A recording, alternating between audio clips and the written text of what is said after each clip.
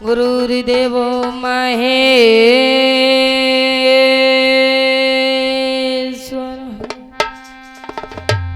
गुरुरि साक्षात्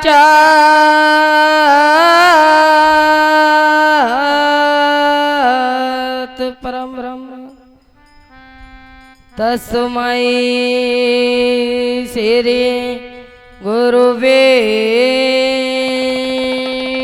नमः। ओम नमो भगवते वासुदेवाय नमः।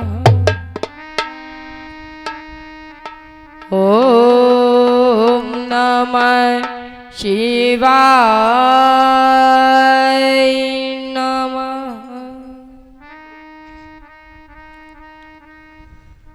तो हे माँ मेरी सरस्वती और करो हृदय में वास लाज दास की राखियो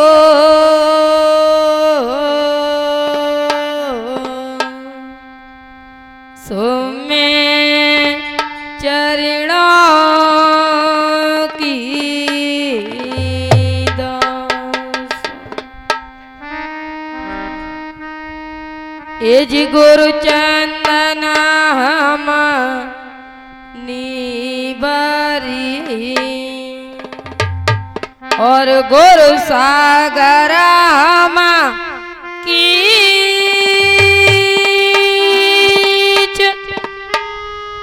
जा गुरु के चरण हैं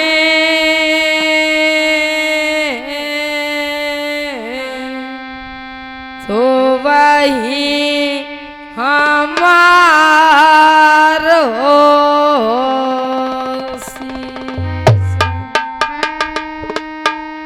ये जी गोविंद गाड़ी बीड़ा में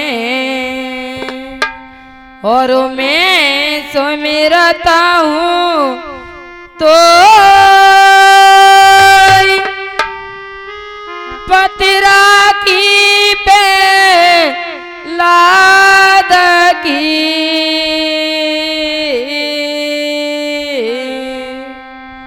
सो वही भरोसा।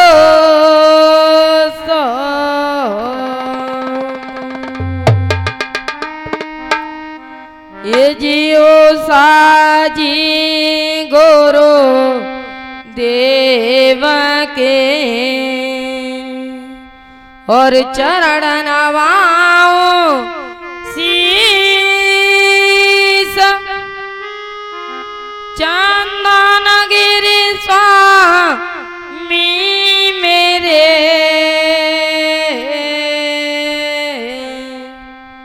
तुम देते रहो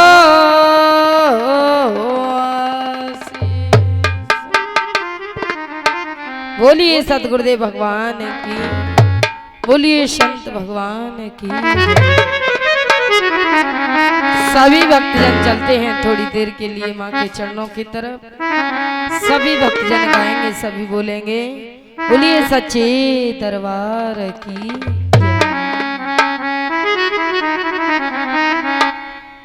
हो माता मेरी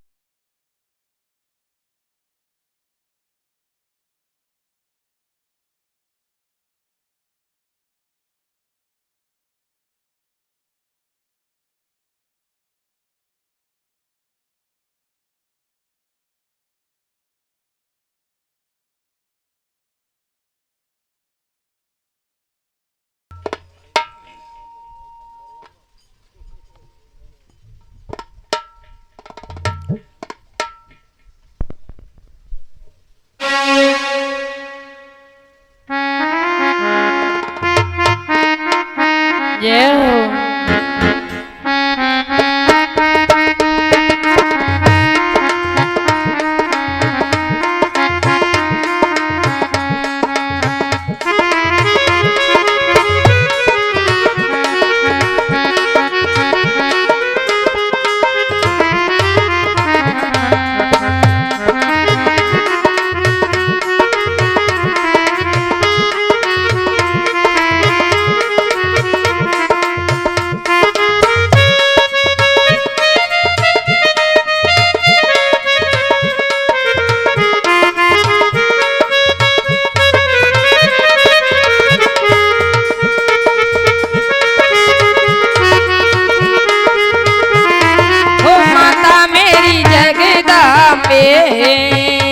हम तुम्हें मनाते हैं।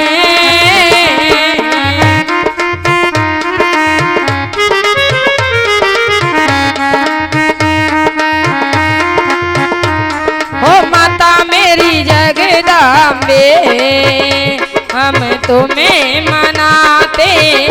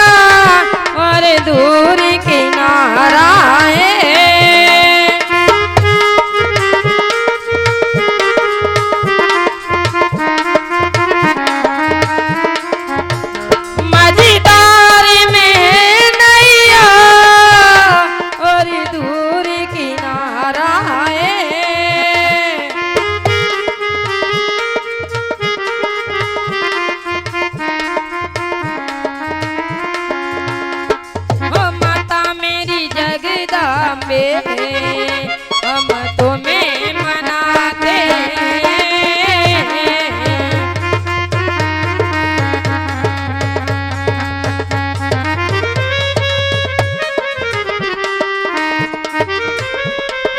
जय हो।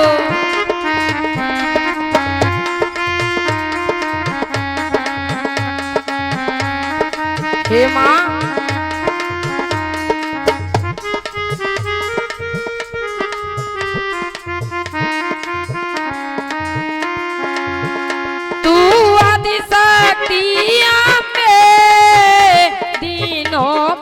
दाता है।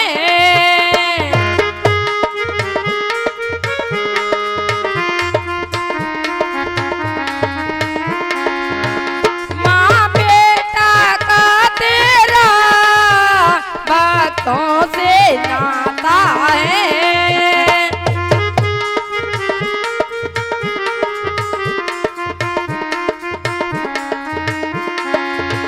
तेरी महिमा को मैया, तेरी महिमा को मैया ग्रंथों में उचारा है।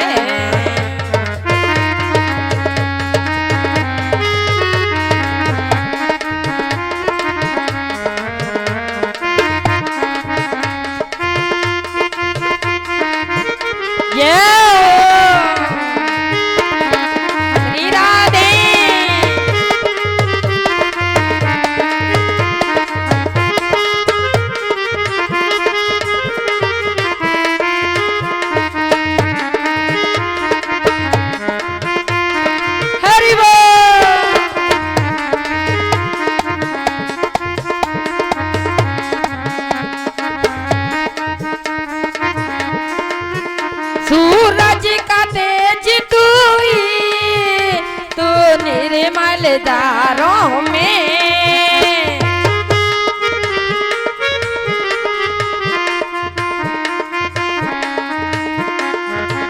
सूरज का तेज तू ही, तू चांद सितारों में।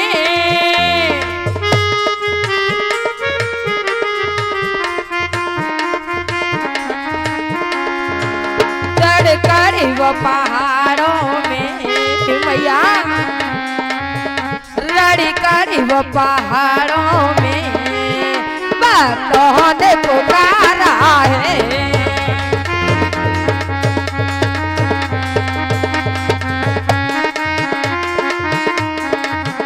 रड़ी कड़ी वो पहाड़ों में भक्तों ने पुकारा है।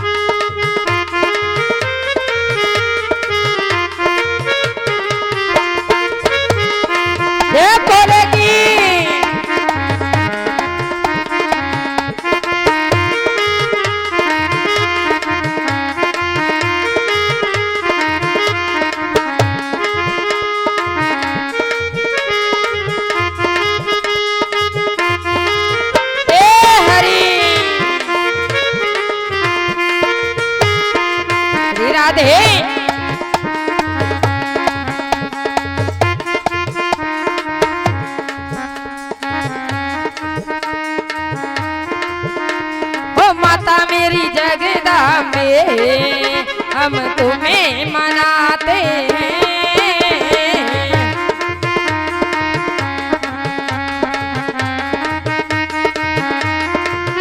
फूलों की रंग तेरी गलियों में नजारा है।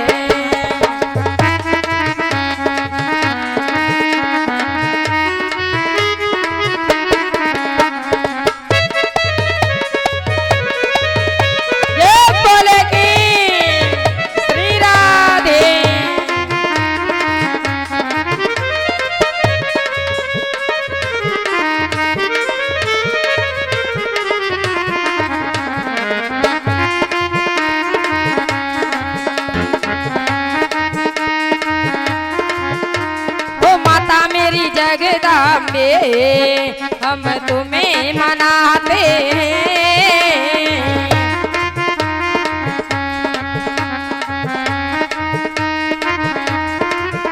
मझधार में नैया और दूर किनारा है।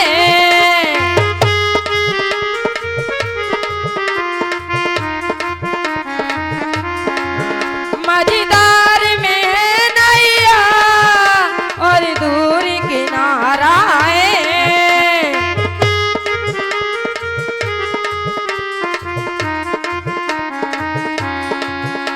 हो माता मेरी जगदम्बे हम तुम्हें मनाते हैं।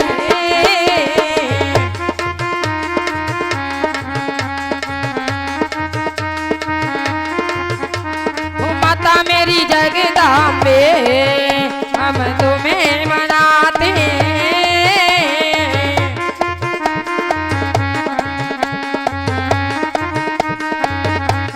बोलिए सच्चे दरबार की, बोलिए वृंदावन बिहारी लाल की।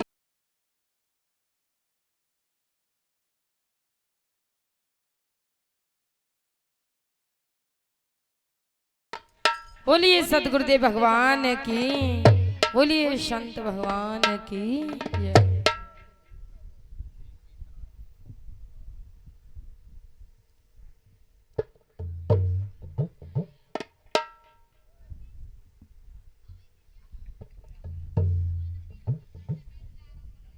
इधर में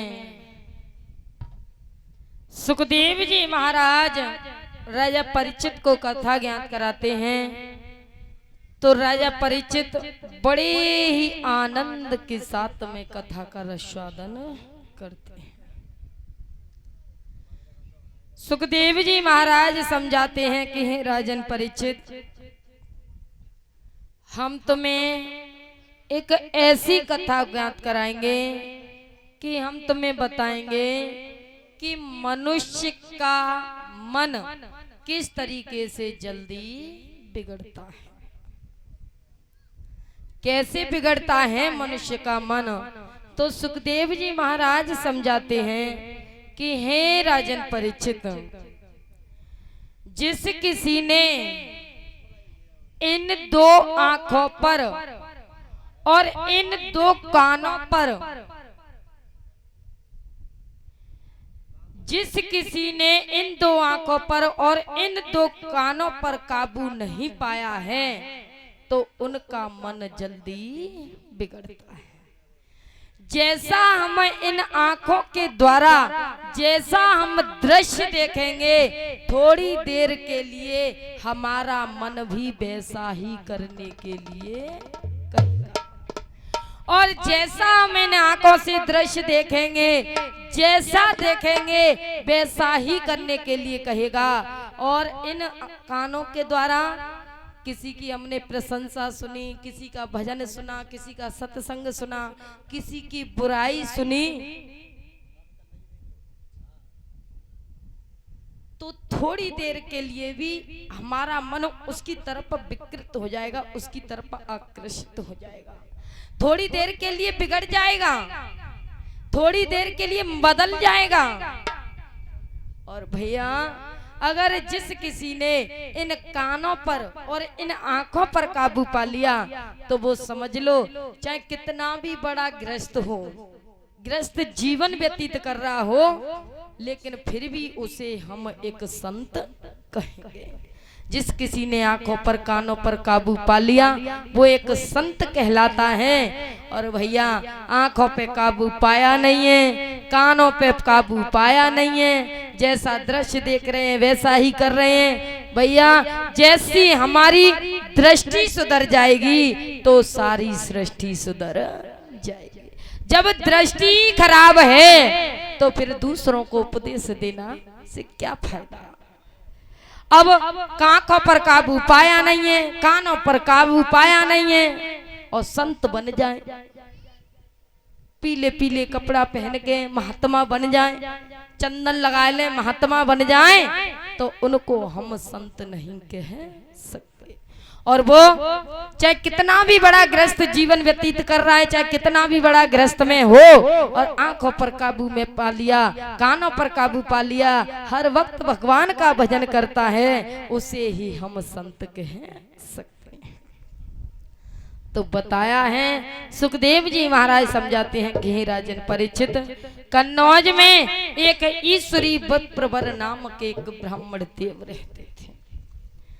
कन्नौज में एक ईश्वरी विप्रवर नाम के एक ब्राह्मण देव रहते थे।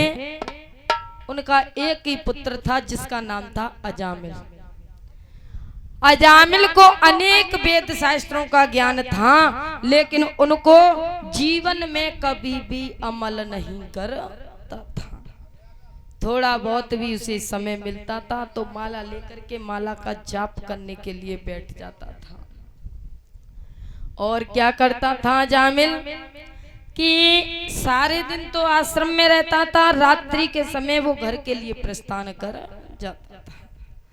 लेकिन एक दिन क्या हुआ कि एक दिन भैया अजामिल अपने आश्रम से निवृत्त होकर के और वो घर के लिए जा रहा था। घर के लिए जा रहा था तो उसने क्या देखा कि रास्ते में बहुत लोगों की भीड़ भाड़ देखी थी, बहुत लोग खड़े हुए थे।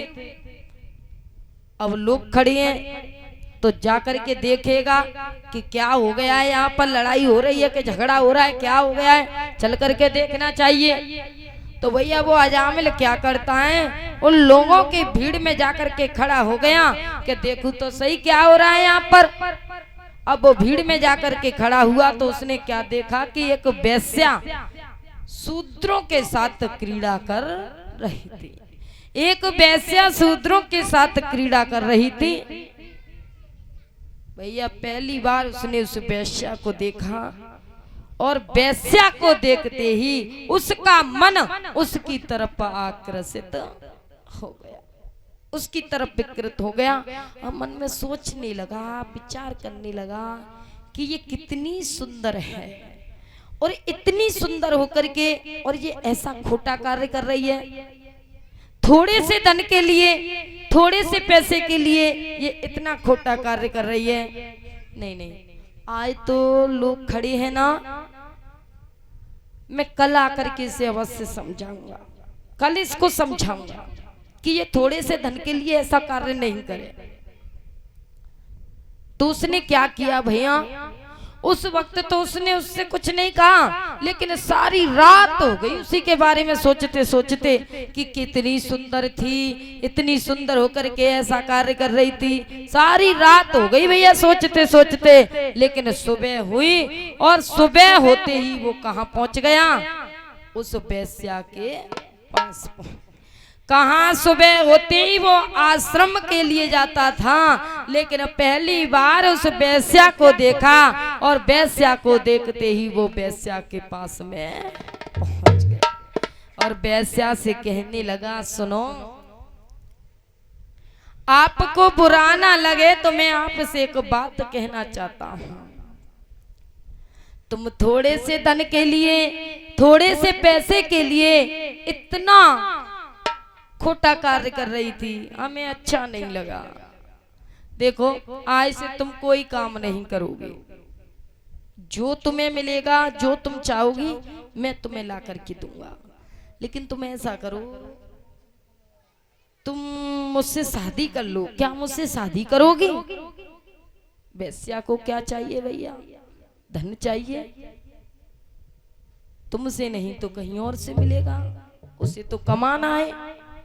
अब अजामिल कहने लगा कि तुम मुझसे शादी करोगी, अपनी मीठी मीठी बातों में ऐसा फंसा लिया उसको, ऐसा फंसा लिया कि वो भी बातों में आ गई।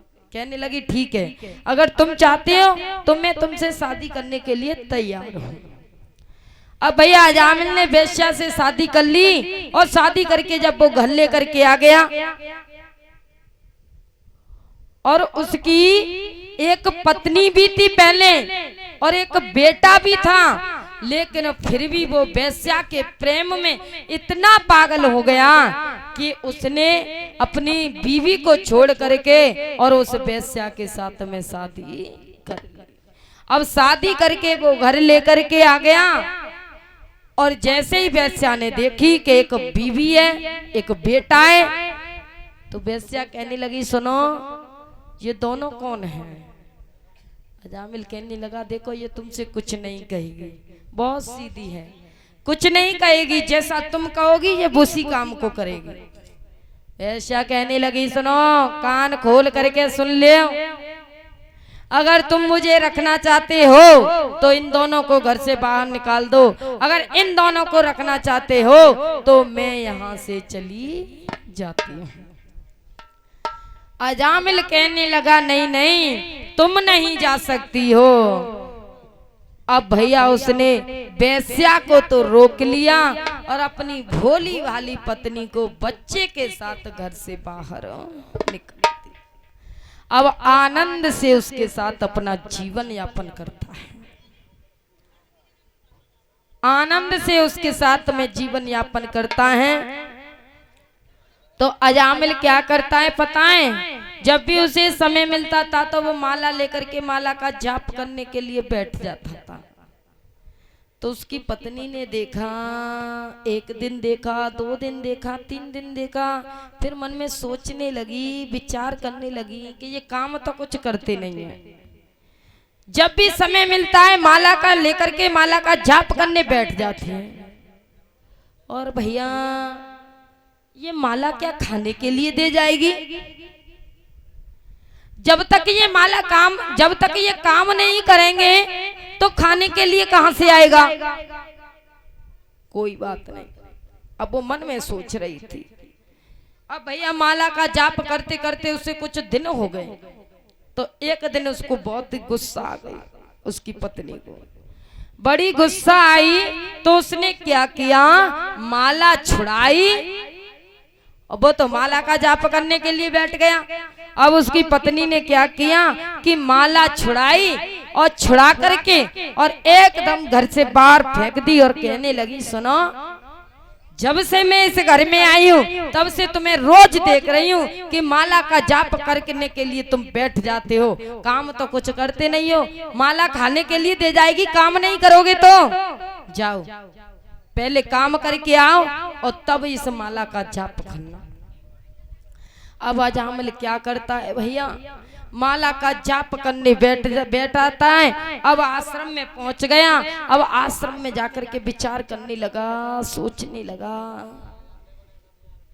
कि मुझसे काम तो कुछ होता नहीं है और मेरी पत्नी मुझसे कलेश करती है कि कमा करके लाओ, कमा करके लाओ, काम होता नहीं है, कहां से कमा करके लाऊं।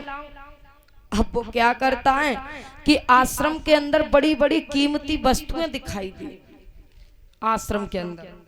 तो उसने क्या किया, एक वस्तु उठाई और बाजार में बेची और बाजार में बेच करके और पैसा लेकर के और पत्नी के पास गया और पत्नी को जाकर के पैसा दिया। पत्नी पैसा दे करके खुश हो गई, कहने लगी देखा आज तुम काम करके लेकर के आए हो, ऐसे ही जाया करो प्रतिदिन। अब अजामिल सोचने लगा तुझे क्या पता मैं काम करके लेकर के आया हूँ कि चोरी करके लेकर के आया हूँ। चल तू जई में खुश है तो मैं ऐसे ही खुश करूँगा, लेकिन मुँह पे काम तो कुछ होगा ना। अब भैया अजामिल चोरी करने लगा, प्रतिदिन का काम हो गया था।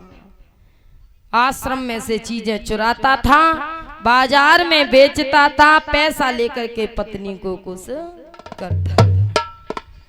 अब दूसरों को उपदेश देता है, खुद तो अधर्म के मार्ग पर जा रहा है, चोरी करने लग गया।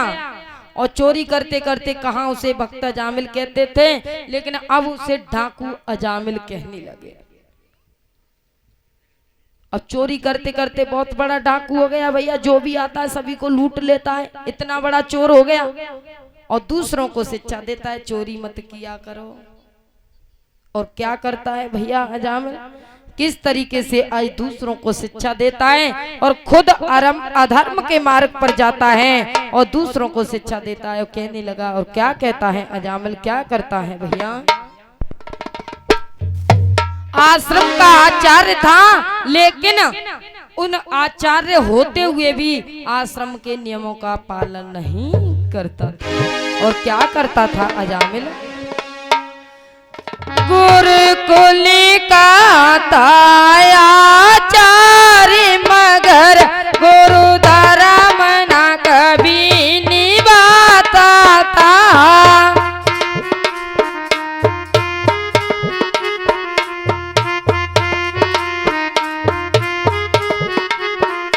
गुरुकुल का ताया आचार्य मगर गुरु धर्म ना कभी निभाता था।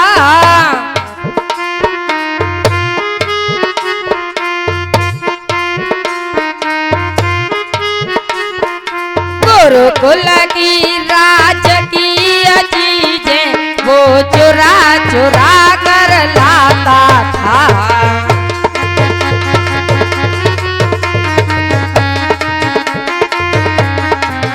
गुरुकुल की राजकीय चीजें वो चुरा चुरा कर लाता था।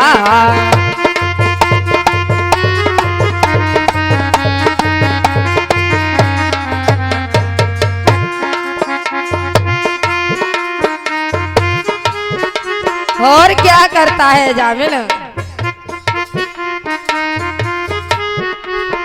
मर गए पिता गृह स्वामी बना, दीनता भाव प्रकटाता था। शिक्षा का दाता बन करके जग में विष्ठा फैलाता था।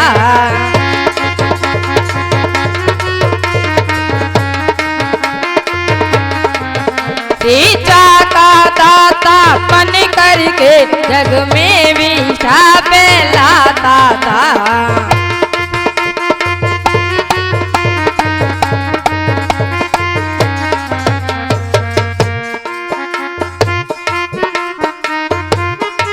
ये हो आज भैया इस तरीके से अजामिल खुद तो अधर्म के मार्ग पर जाने लगा और दूसरों को शिक्षा देता है। किसी के जहाँ भजन हवन करने के लिए जाता है, किसी के जहाँ सत्संग करने के लिए जाता है और दूसरों को उपदेश देता है, चोरी मत किया करो, झूठ मत बोला करो। और लेकिन खुद चोरी करने लग गया और चोरी करते करते डाकू बन गया। लेकिन एक दिन क्या हुआ कि एक दिन अजामिल तो चोरी करने के लिए गया था और कुछ संत महात्माओं की टोली अयोध्या से आ रही थी, वृंदावन के लिए जा रही थी। पहले संत महात्मा पैदल यात्रा करते थे, तो वो संतों को क्या हुआ कि रात्रि हो गई चलते चलते। और रात्रि कहाँ पर हुई, जहां पर अजामिल का गांव था। और उस गांव के अंदर एक लड़का था भैया, बड़ा ही शरारती था, लेकिन संतों को क्या पता कि ये लड़का कैसा है। और संत महात्मा एक दो होए तो झेले कोई, पूरी टोली की टोली संत महात्मा ने की। अब महात्मा विचार करने लगे, सोचने लगे कि हमें रात्रि हो गई है, आज रात्रि हम विश्राम यहीं पर करेंगे। तो उसी गांव के लड़के से कहने लगे कि बेटा क्या इस गांव के अंदर कोई भक्त है, आज हम उसके घर रहेंगे और विश्राम करेंगे, ठाकुर जी का भोग लगाएंगे, सुबह होते ही वृंदावन के लिए प्रस्थान कर जाएंगे। क्या कोई भक्त है इस गांव के अंदर। अब वो लड़का भैया कुछ ज्यादा ही शरारती था। अब वो लड़का महात्माओं को घूर घूर करके देखने लगा और मन ही मन में कहने लगा कैसे कैसे संत, कैसे कैसे बाबा पीरे पीरे कपड़ा पहन के एक मंडली बनाए लिया और मुझे कह रहे हैं अयोध्या से आए वृंदावन के लिए, भक्त का घर पूछ रहे हैं। अब मन ही में कह रहा है, सोच रहा है बाबा चिंता मत करो, ऐसे भक्त के घर पहुंचाऊंगा, ऐसे भक्त के घर पहुंचाऊंगा कि वो तुम्हारी इतनी सेवा करेगा, इतनी सेवा करेगा कि तुम जीवन में याद रखोगे, तुम चिंता मत करो। अब भैया सभी संतों को लेकर के कहने लगा, बाबा हमारे गांव के अंदर एक बड़ा ही भक्त है, चलो मैं तुम्हें पहुंचाता हूँ। अब बाबाओं को लेकर के भैया उस वेश्या के दरवाजे पर पहुंच गया। अजामिल तो चोरी करने के लिए गया था, अब वेश्या के दरवाजे पर पहुंच गया। अब खुद तो वहां से चला गया, अब महात्मा दरवाजे पर खड़े। अब महात्माओं ने आवाज लगाई तो वेश्या निकल करके आई, उसकी पत्नी। और जैसे ही वेश्या ने महात्माओं को देखा तो हाथ जोड़ करके खड़ी हो गई और कहने लगी, कहिए बाबा क्या बात है। संतों ने कहा, बेटी हम अयोध्या से आए, वृंदावन के लिए जा रहे हैं, आज रात्रि तुम ऐसा करो हम तुम्हारे घर रुकेंगे, तुम ठाकुर जी का भोग बना दो, ठाकुर जी का भोग लगाएंगे, हम सुबह होते ही प्रस्थान कर जाएंगे। तब उस वेश्या ने हाथ जोड़ करके कहा, बाबा मेरी माँ ने मुझे बचपन में सिखाया था कि मैं सभी के साथ धोखा करूं, सभी के साथ झूठ बोलूं, कुछ भी करूं, लेकिन संत महात्माओं से कभी झूठ नहीं बोलना चाहिए। इसलिए बाबा मैं तो ऐसी अभागिन हूं कि मैं तुम्हें अपने घर का अन्न जल भी ग्रहण नहीं करा सकती। मेरे घर चोरी का धन आता है, मेरे पति चोरी करके धन कमा करके लाते हैं और मैं एक वेश्या हूँ, मैं अपने हाथों से तुम्हें कुछ भी नहीं करा सकती। लेकिन बाबा बुरा ना लगे तो मैं तुमसे एक बात कहती हूँ, रात्रि बहुत हो गई है, तुम ये मेरे घर के सामने एक वृक्ष है, तुम इसी के नीचे रहो, मेरे घर से तुम सूखी सामग्री ले लो, अपने हाथों से बनाओ, अपने हाथों से खाओ और सुबह होते ही वृंदावन के लिए प्रस्थान कर। अब महात्माओं को क्या पता था कि एक वेश्या है। अब महात्मा विचार करने लगे, भैया रात्रि बहुत हो गई है, चलो कोई बात ना है, आज इसी वृक्ष के नीचे अपना समय काटेंगे, रात काटेंगे। अब भैया जैसे ही बाबा जी ने भोग बनाया और ठाकुर जी का भोग लगाया और अब खाने के लिए बैठे, इतने में ही अजामिल चोरी करके वापस आ गया। अजामिल ने संतों को देखा, हाय हाय एक का पेट तो मुंह पे भरे ना है और मेरे घर के सामने इतने संत महात्मा।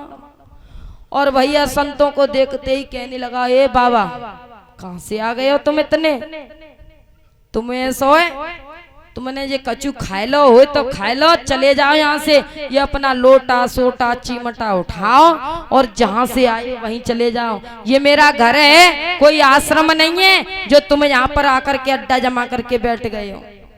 बाबा जी कहने लगे, बेटा हम रात्रि व्यतीत कर रहे हैं, सुबह होते ही चले जाएंगे। इतने में ही भैया उसकी पत्नी बाहर निकल करके आई और पत्नी अपने अजामिल से कहने लगी, क्यों चिल्ला रहे हो, दिखाई नहीं देता संत महात्मा है, ये सुबह जाएंगे अब नहीं। तो फिर सोचने लगा, फिर अपनी पत्नी से कहने लगा, अच्छा तो तुमने रहने के लिए कहा है तो कोई बात ना है बाबा, फिर तो तुम्हारा मन करे एक दिन 2 दिन 3 दिन जितने दिन तुम रहो ना उतने दिन तुम आराम से रहो, मैं तुमसे कुछ नहीं कहूंगा। क्योंकि भैया अजामिल अपनी पत्नी से बहुत प्यार करता था और उससे बहुत डरता भी था।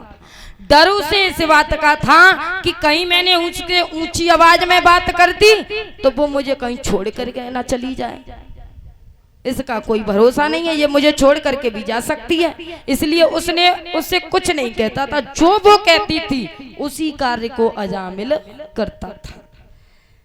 लेकिन हुआ क्या, जैसे ही सुबह हुआ और सुबह होते ही वो महात्मा वृंदावन के लिए चलने लगे। तो वृंदावन के लिए जा रहे थे तो अजामिल से कहने लगे, बेटा हमने तुम्हारे घर का अन्न जल ग्रहण किया है, तो संतों का परम धर्म होता है कि जो घर वाला संत महात्माओं को भोजन कराते हैं ना, तो भोजन कराने के बाद में दक्षिणा देते हैं। बेटा हमने तुम्हारे घर का अन्न जल ग्रहण किया है, तो ऐसा है अब हमारी दक्षिणा दे दो, अब हम जा रहे हैं दक्षिणा दे दो। हाय हाय अजामिल को बड़ी गुस्सा आई। वो कहने लगा मेरे घर को अन्न जल ग्रहण कियो, खायो पियो और रात गुजारी, और खाए पी के दक्षिणा मांग रहे।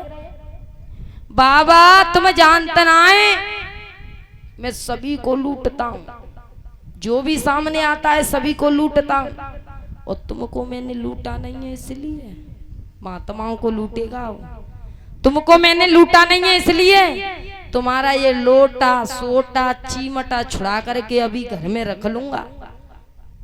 अब ऐसा है तुम दक्षिणा मांग रहे तो सुनो, मैंने तुमको लूटा नहीं है। महात्माओं से कह रहा है कि मैंने तुमको लूटा नहीं है, तुम्हें सुरक्षित छोड़ दिया है, यही तुम्हारी दक्षिणा है, अब तुम वापस प्रस्थान कर। अब महात्मा कहने लगे चलो ठीक है, दक्षिणा में हमने यही लिया कि तुमने हमको लूटा नहीं, यही लेते हम दक्षिणा में। लेकिन संत महात्मा कहने लगे कि बेटा हमने तुम्हारे घर का अन्न जल ग्रहण किया है, इसलिए हम तुम्हें कुछ न कुछ तो दे करके जाएंगे। ये संतों का काम होता है कि जिस किसी के घर का हम भोजन ग्रहण करते हैं ना, तो भोजन करने के बाद उसे हम कुछ न कुछ तो दे करके जाते हैं। और भैया संतों के पास धन दौलत ये तो होती नहीं है कि धन दौलत दे करके जाएं। संतों का एक आशीर्वाद होता है जो उनके जुबान से उनके मुंह से निकल जाता है, वो समझ लो पत्थर की लकीर बन जाता है। तो अजामिल कहने लगा बाबा अभी तो दक्षिणा मांग रहे थे, अब कछु दे करके भी जाएंगे, तो क्या देना चाहते हो बाबा, जल्दी बताओ क्या दे रहे हो। तब संतों ने कहा कि बेटा तुम्हारी पत्नी गर्भवती है, अगर तुम्हारी कोई संतान हो ना तो तुम अपने पुत्र का नाम नारायण रख लेना, क्योंकि मैं जानता हूं कि तुम अब कभी भगवान का नाम तो ले नहीं सकते हो, लेकिन इस संसार में कोई ऐसा मनुष्य नहीं है इस कलयुग में कि जो भगवान से तो बहुत कम प्यार करेगा, लेकिन अपने बीवी बच्चों से ज्यादा प्यार करेगा, अपने परिवार से ज्यादा प्यार करेगा। तो इसलिए संतों ने कहा कि बेटा तू अपने पुत्र का नाम नारायण रख लेना। अजामिल कहने लगा बस ये दे रहे मोए, अभी तो मेरा कच्चू भयो ना, मेरे अभी तो कच्चू भयो ना, और लेकिन कच्चू है जाओ गोवी तो मेरी संतान, मैं अपने पुत्र का नाम चाहे नारायण रखूं चाहे कुछ भी रखूं, तुम्हें क्या लेना देना। ऐसा तुम यहां से आए हो वहीं चले जाओ, तुमने बहुत दे दी। मेरी संतान, मैं अपने पुत्र का नाम मेरी इच्छा हो मैं वो रखूंगा, क्योंकि भैया पहले सतयुग त्रेता द्वापर में सभी अपने बच्चों का नाम भगवान के नाम से मिलता जुलता रखते थे। जिस पहले कहते थे ना कि जिस भजन में राम का नाम ना हो उस भजन को गाना ना चाहिए, और उसी तरीके से कि जिस नाम में प्रभु का नाम ना हो उस नाम को वो रखते भी नहीं थे। लेकिन इस कलयुग में कैसे नाम हो गए हैं पता है, टिंकू पिंकू रिंकू टिंकू,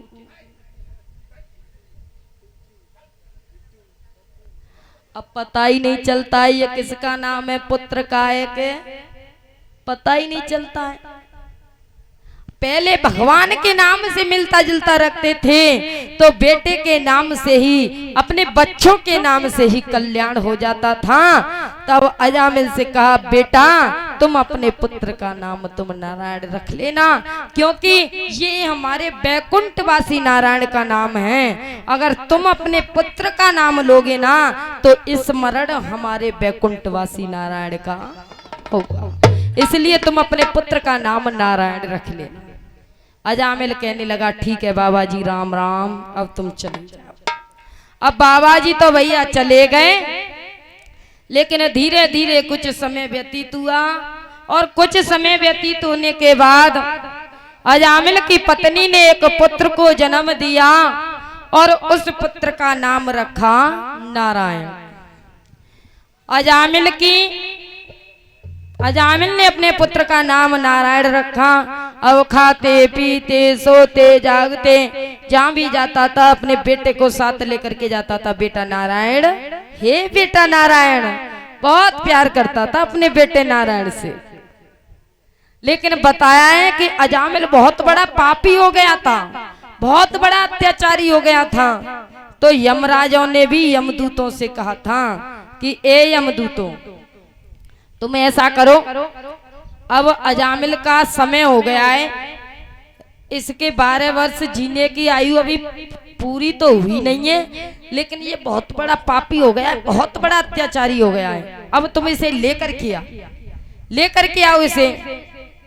अब भैया यमराज के कहने पर यमदूत लेने आ गए उसको। अब यमदूत अजामिल को खींच रहे हैं और अजामिल चारपाई पे पड़ा है। अब अजामिल को खींच रहे हैं तो अजामिल बड़ा घबराने लगा, चिल्लाने लगा और जोर जोर से कहने लगे कि तुम कौन हो, कहां लेकर के जा रहे हो मुझे। और चारों तरफ नजर घुमा करके देखता है, कहने लगा कोई है, मुझे बचाओ, अरे ये काले काले भूत मुझे कहां लेकर के जा रहे हैं, अब कोई हो तो बचाए। लेकिन जैसे ही अजामिल ने देखा कि उसका बेटा था ना, वो बेटा बहुत छोटा था, वो अपने खेल में मस्त था। अब बेटे पर नजर पड़ी, अब बेटा का नाम ले लेकर के जोर जोर से चिल्लाने लगा, कहने लगा ये नारायण, ये बेटा नारायण, इधर आ, जल्दी से आ, देख ये काले काले भूत मुझे लेकर के जा रहे हैं, जल्दी से मुझे बचा। नारायण, ये बेटा नारायण। अब भैया अजामिल की पुकार उसके बेटे ने तो सुनी नहीं, लेकिन उस बैकुंठवासी नारायण ने सुनी। तब भगवान नारायण के पार्षदों से कहने लगे कि जाओ, अजामिल ने आज हमें बड़े ही मन क्रम वचन से हमारा नाम लिया है, हमें पुकारा है, अभी उसे जीना है, तो तुम उसे ऐसा करो, तुम उसे बचाओ जाकर के। तो भगवान नारायण के पार्षद उसे बचाने के लिए आए और यमदूतों से कहने लगे, ए यमदूतों, छोड़ दो अजामिल को। अब अजामिल भैया चारपाई पर पड़ो पड़ो देख रहे हैं कि एक तरफ तो काले काले भूत मुझे लेने के लिए आए हैं और एक तरफ कितने सुंदर सुंदर रूप वाले मुझे बचाने के लिए आए हैं। ऐसा कैसे हो सकता है? अरे अजामिल मन में विचार करने लगा, सोचने लगा, आज मुझे पता चला है कि इस राम नाम में कितना बल है, आज मुझे पता चला है कि ये राम नाम कितना शक्तिशाली है, कि जिस प्रभु का मैंने ढंग से नाम तक नहीं लिया और कितना सुंदर रूप है जो मुझे बचाने के लिए आए हैं, और ये यमदूत मुझे खींच रहे हैं, लेकिन आज मैं बच गया ना तो इन 12 वर्षों में कोई ऐसा काम नहीं करूंगा। और अजामिल भैया भगवान नारायण का नाम लेता है, पुत्र का नाम लेता है और कहने लगा, और क्या कहता है, आप भी बोलिएगा अपनी जुबान से और मीठी मीठी आवाज के साथ में भैया भगवान नारायण का नाम लेंगे। और क्या कहता है अजामिल, किस तरीके से भगवान नारायण को पुकारता है। श्रीमन नारायण नारायण नारायण,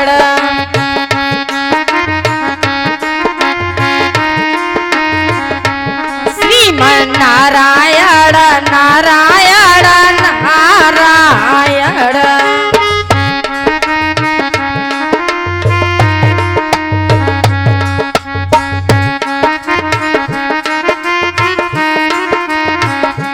श्रीमन नारायण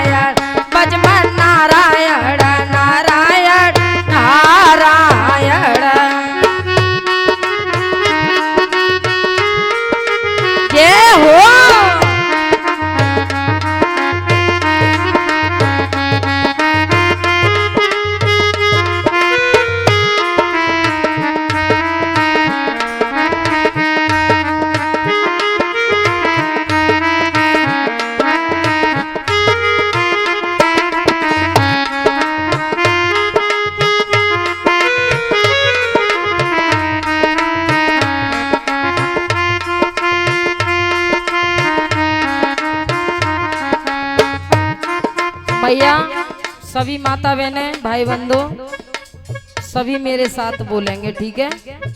ऐसे करके ना बैठनो, ना टीवी ना चल रही, जब टीवी देख रहे हैं अरे न का मुंह से भी बोल ले। और सभी माता बहने बोलेंगे श्रीमन नारायण नारायण नारायण,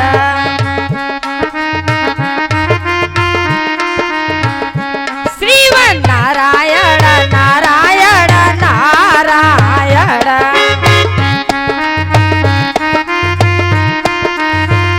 श्रीमन नारायण नारायण नारायण, भजमन नारायण नारायण नारायण।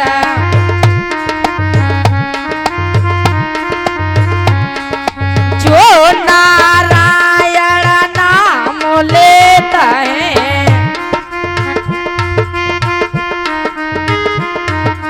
जो नारायण नाम लेता है,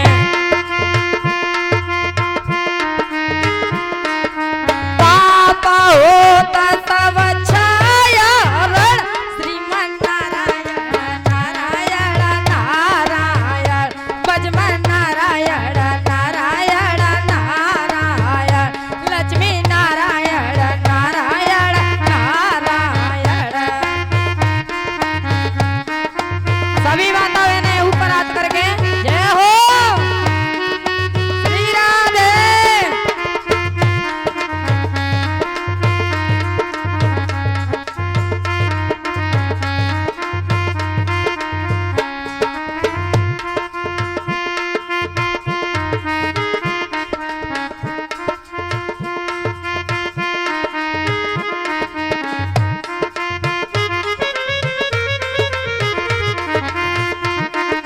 जय बोलेगी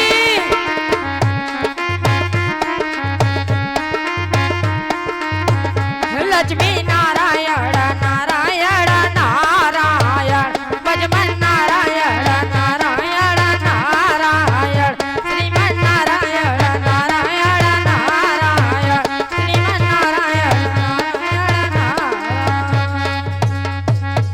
बोलिए नारायण भगवान की।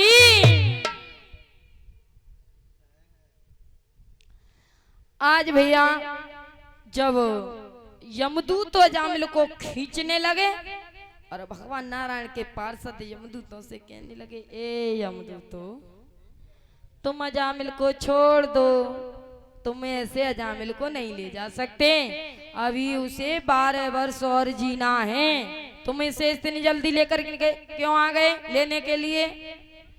यमदूत कहने लगे तुम कौन हो भैया जो इस पापी को बचाने के लिए आए हो? अरे तुम नहीं जानते हो ये बहुत बड़ा पापी है, बहुत बड़ा अत्याचारी है, और तुम इस पापी को बचाने के लिए आए हो। भगवान नारायण के पार्षद कहने लगे हम भगवान नारायण के पार्षद हैं और हम इस अजामिल को छोड़ने के लिए आए, बचाने के लिए आए हैं, तुम इसको पापी कह रहे हो? अरे जब तुम इसे लेने के लिए आए थे ना, तो तुम्हें नहीं पता इसने किसका नाम लिया था? इसने जीवन में चाहे कितने भी पाप किए, लेकिन जब तुम इसे लेने के लिए आए थे ना, तो इसने भगवान नारायण का नाम लिया था, इसने स्मरण भगवान का किया था, इसलिए हम इसे बचाने के लिए आए, छोड़ दो इसे। यमदूत हंसने लगे और हंस करके कहने लगे इतना बड़ा पापी और इतना बड़ा अत्याचारी और ये भगवान का नाम ले ले? अरे ये जीवन में नाम नहीं ले सकता भगवान का, ये भगवान का नाम थोड़ा ही ले रहा था, अरे ये तो अपने पुत्र का नाम ले रहा था, पुत्र को बुला रहा था, पुत्र का नाम है नारायण, और तुम आ गए इसे बचाने के लिए। तब भगवान नारायण के पार्षद कहने लगे ए यमदूतो, चाहे बेशक इसने अपने पुत्र का नाम लिया हो, एक बात बताना कि अगर जलती हुई अग्नि पर पैर पड़ जाए, आग जल रही हो और जलती हुई अग्नि पर पैर पड़ जाए तो जलन होगी कि नहीं होगी? होगी ना। जब पैर जलेगा, कुछ भी जले अंग शरीर का, तो जलन तो होगी। तो भगवान नारायण के पार्षद कहने लगे, चाहे बेशक इसने अपने पुत्र का नाम लिया है, लेकिन उसकी जलन तो बैकुंठवासी नारायण को, इसलिए तुम ऐसे अजामिल को छोड़ दो, मत लेकर के जाओ। अब अजामिल भैया चारपाई पर पड़े पड़े देख रहे हो, सोच रहे है, आज मुझे पता चला है कि मैंने कभी भगवान का नाम लिया नहीं है। वो कितने सुंदर सुंदर रूप वाले मुझे बचाने के लिए आ गए। आज मुझे पता चला है कि कितना शक्तिशाली है ये राम नाम, कितना बल है इस राम नाम में, आज मुझे पता चला है। और कहने लगा भैया, और क्या कहता है अजामिल कि इस राम नाम में कितना बल है, कितनी शक्तिशाली है इस राम नाम में। और कहने लगा, और क्या कहता है, क्या सोच रहा है चारपाई पर पड़े पड़े, और कहने लगा, और क्या कहता है,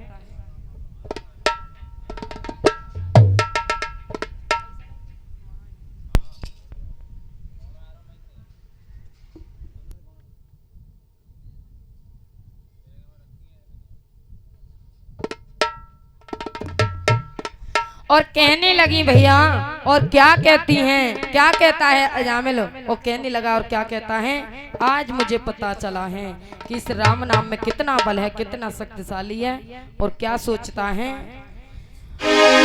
हो जिस राम नाम में बल सा,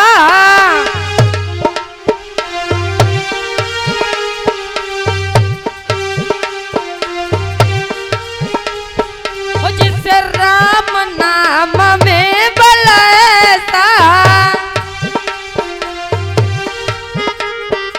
उसका ही जाप करूंगा अब, उस नाम का धर कर ध्यान अटल भव सागर घोर तरूंगा।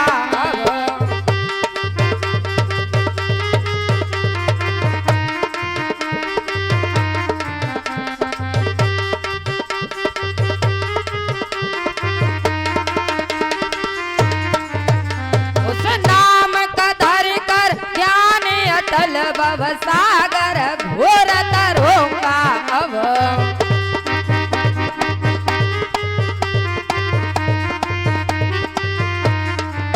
और जिस राम नाम में बल सा, उसका ही जाप करूंगा अब, उस नाम का धर कर ध्यान अटल भव सागर घोर तरूंगा अब।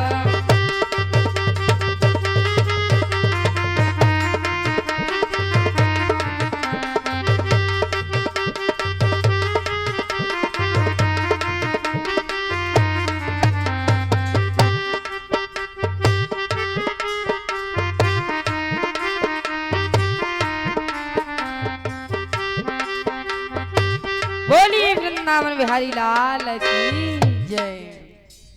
आज भैया अब अजामिल ने ये सोचा तो भगवान नारायण के पार्षद बहुत खुश हुए, बहुत प्रसन्न हुए, बहुत खुश हुए, बहुत प्रसन्न हुए। तो यमदूत तो अपने लोग के लिए प्रस्थान कर जाते हैं और भगवान नारायण के पार्षद भी प्रस्थान कर जाते हैं। अब अजामिल क्या करता है भैया, इन 12 वर्षों में हर श्वास पर भगवान का नाम लेता है, हर श्वास पर प्रभु का चिंतन करता है, हर श्वास पर भगवान का नाम लेता है। और जो भी धन चुराया था उसने सारा धन धर्म मार्ग के कार्य में लगा दिया। अब हर सांस पर प्रभु का चिंतन करता है, सभी से मिलजुल करके रहता है, सभी से प्रेम करता है और गरीबों की सहायता करता है। आज ऐसा करते करते जब अजामिल की 12 वर्ष जीने की आयु थी वो पूरी हो चुकी थी, तो भगवान नारायण के पार्षद भैया विमान लेकर के आते हैं और अजामिल को उस विमान में बिठा करके और उसे सीधे बैकुंठ धाम के लिए ले। आज इस तरीके से भैया आज आमिल का उद्धार हुआ था, उसका कल्याण हुआ था। वो एक पल के लिए तो भगवान का नाम भूल गया था, एक पल के लिए तो भगवान का नाम भूल गया था, लेकिन उसके बेटे के नाम ने संतों की कृपा हुई और संतों की कृपा से ही बेटे के नाम ने उसे भव से पार कर दिया। अजामिल का भैया उद्धार हो गया, उसका कल्याण हो गया और वो भव से पार हो गया, सीधे बैकुंठ धाम के लिए प्रस्थान कर गया। आज इस तरीके से अजामिल का उद्धार हुआ था, उसका कल्याण हुआ था। बोलिए शंकर भगवान की, बोलिए वृंदावन बिहारी लाल की, बोलिए सतगुरुदेव भगवान की जय। अब सभी भक्तजन थोड़ी देर के लिए हरि का गुणगान करेंगे, सभी भक्तजन गाएंगे, सभी बोलेंगे बोलिए सच्चे दरबार की, बोलिए वृंदावन बिहारी लाल की जय। सभी भक्तजन गाएंगे, सभी बोलेंगे थोड़ी देर के लिए।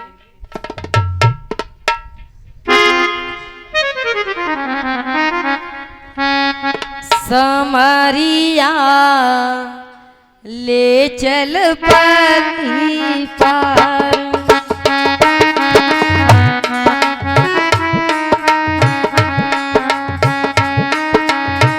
जय हो समरिया ले चल पति पार, कन्हैया ले चल पति पार।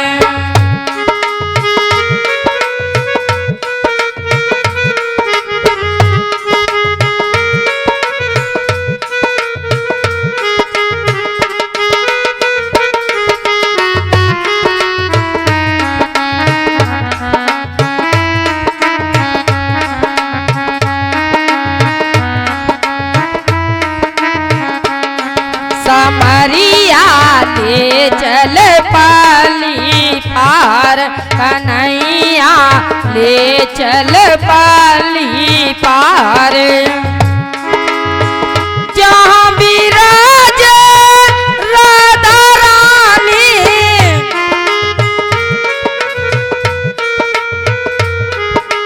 जहाँ विराज राधा रानी, समरिया ले चल पाली पार, कन्हैया ले चल पाली पार। श्री राधे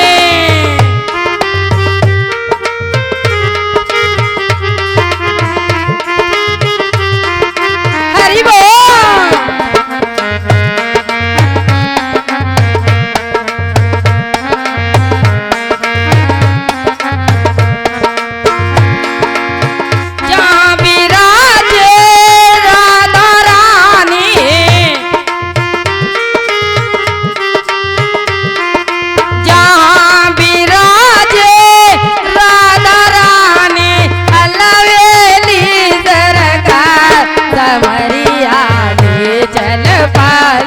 पार, कन्हैया ले चल पाली पार।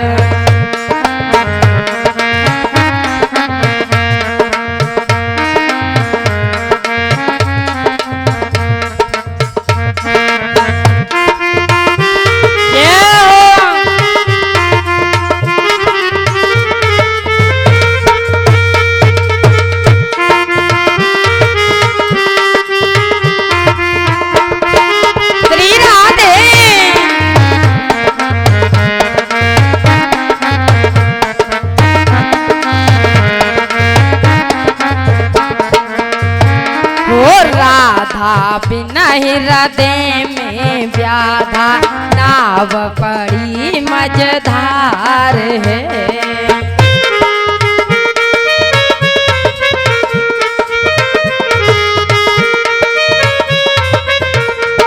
हो राधा बिना हृदय में व्याधा, नाव पड़ी मझधार है।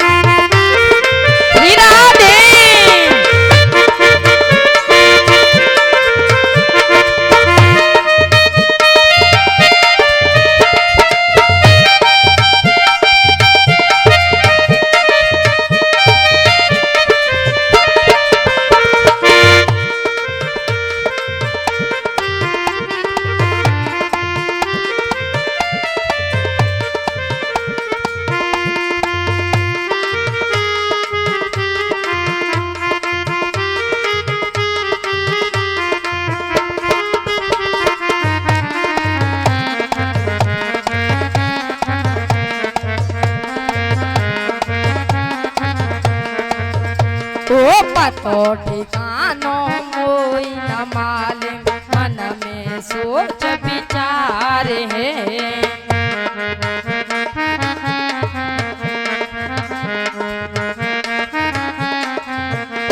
हो पतो ठिकानो मोई न मालूम, मन में सोच विचार है।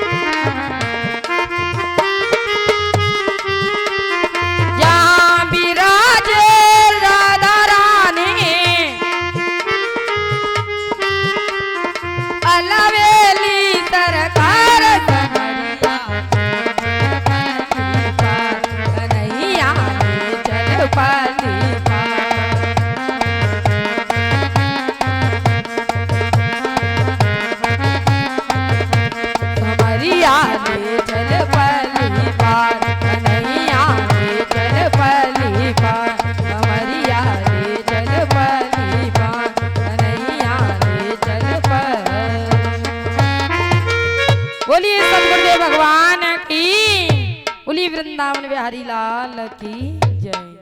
अब हमारे गुरुजी भी आ चुके हैं, इसलिए सभी भक्तजन जोर से जयकारा लगाएं।